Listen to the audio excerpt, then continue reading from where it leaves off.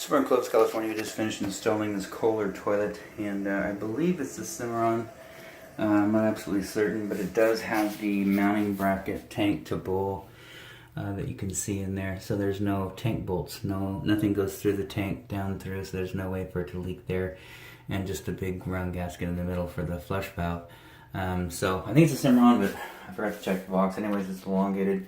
So we got this pulled up, banning the other toilet. We did go ahead and replace the shutoff valves. These valves that were in there were the plastic push-pull on integrated supply lines, and we seem to have trouble with those leaking. Once you begin to, close them and open them, they start dripping, and you got to replace them anyway. So we gave them a two-piece. That's your typical copper shutoff valve, quarter turn on, quarter turn off, and then of course a fluid master, not a fluid master, I think it's a brass craft.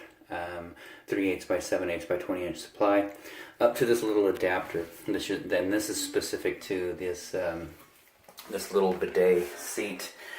This is existing from another installation.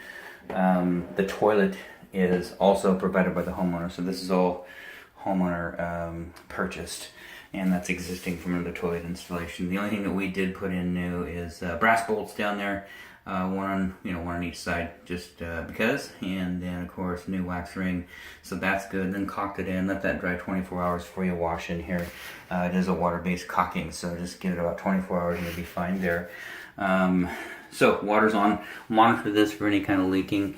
I'm not a big fan of these fittings here, but the one on the top has a paper gasket in there, and I guess, or maybe it might be like a fiber gasket. Anyways, we had a lot of trouble getting that on there straight, but it appears to not be leaking, which is good.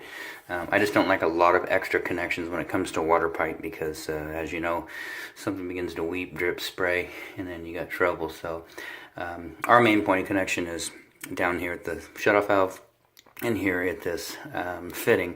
This is screwed on. It's got a little O-ring inside there. This has the fiber gasket in there. Of course, this is a rubber gasket, so just keep an eye on this stuff. Don't bump this nylon hose around too much, but just keep an eye on it and monitor it for any weeping or leaking. Worst case, things go south, that is a quick shut off right there. Now you don't have to worry about that one. So anyways, this is the master bath. We're gonna go over there and take care of the hall bath, and then we'll check another video.